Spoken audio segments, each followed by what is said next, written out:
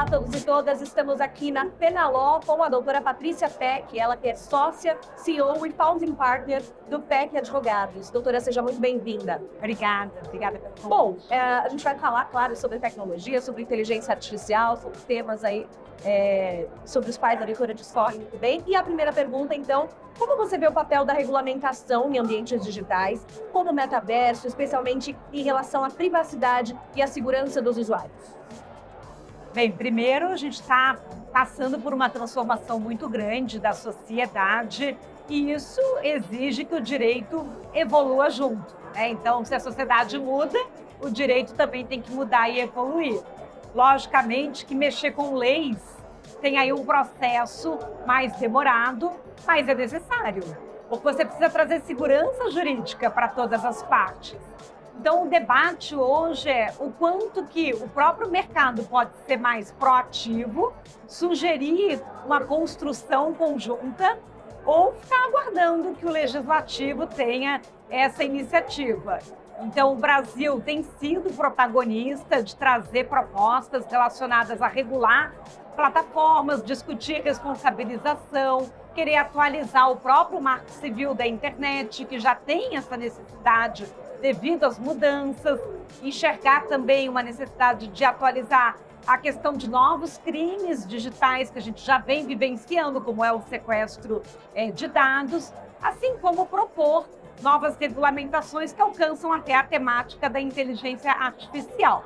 Então, sim, é um mercado muito aquecido, tanto no tema do direito digital como das regulamentações de inovação. E é uma velocidade na transformação, né, doutora? Porque agora a gente está falando sobre, por exemplo, esses determinados crimes, daqui a pouco surgem outros e outras, enfim, tecnologias também que vão surgindo, realmente constante adaptação. Bom, e aí, a gente estava falando, né, que a inteligência artificial está se tornando cada vez mais presente na nossa vida. E diante disso, quais são as principais áreas em que a regulamentação se faz necessária, pensando aí em termos de garantir a ética e a responsabilidade no uso da inteligência artificial?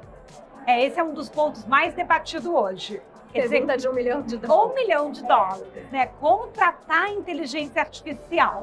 Se a gente deixar sem regra nenhuma, estimula a inovação, mas pode trazer riscos depois para os indivíduos, principalmente quando a gente fala sobre questões de tratamento discriminatório ou até em alguma situação que a gente possa dar autonomia demais para aquela inteligência artificial. E aí, como que a gente consegue assumir de volta o comando? Então, como a gente está tendo aplicações de IA, ainda mais autônoma, como áreas de mobilidade, como carros autônomos, área de saúde, a cirurgia robótica, áreas até quando a gente pensa em espaço aéreo, então quando você fala de drones, quando você tem questões até de armas, estamos falando de guerras, né? Então se diz, precisamos regulamentar e limitar o uso de IA ou harmonizar isso para que nunca a IA seja utilizada para ferir o ser humano, para ter uma prática preconceituosa. Quando a gente vai para um lado, por exemplo, de educação, né, de eu ajudar no ensino-aprendizagem, seleção de pessoas em processo de trabalho, ou videovigilância na segurança pública, que eu quero combater o criminoso, mas eu posso acabar tendo algum viés e indo atrás de pessoas com alguma característica, que não é só uma questão de a procedência, naturalidade, de que país ela vem, pode ter restrição para imigrantes, mas também com viés racial, de orientação religiosa, de orientação sexual. Então, é esse tipo de cuidado que a legislação tem que estar atenta. E aí, por isso se diz, talvez a gente tenha que começar com uma legislação que fale sobre conceito e princípios, que diga que uma IA tem que vir de fábrica, sempre seguindo leis, tendo um dever de reportar a uma autoridade se ela ficar ciente de uma coisa que viole direitos. A IA tenha que, por exemplo, colaborar com as autoridades, para que a gente possa depois evoluir para setorialmente trabalhar também aquela aplicação. Ou seja, não dá para esperar que a utilização seja consciente, né? Não tem como fazer isso, precisa regular, né, para que as coisas aconteçam. E aí, como que a colaboração internacional, né, pensando aí nesse papel internacional, desempenha, portanto, então, essa função na regulamentação dessas novas tecnologias, pensando em metaverso, inteligência artificial e blockchain, e também emendando outra pergunta, quais são os desafios e oportunidades associados à harmonização das regulamentações entre diferentes países? Bem, a gente vive uma sociedade digital que praticamente não tem fronteiras. Então, toda vez que a gente enxerga, mesmo que as legislações podem ter características culturais e serem adaptadas país a país, nós precisamos ter colaboração internacional. Então, as ferramentas do direito dos tratados, o direito internacional, é cada vez mais necessário.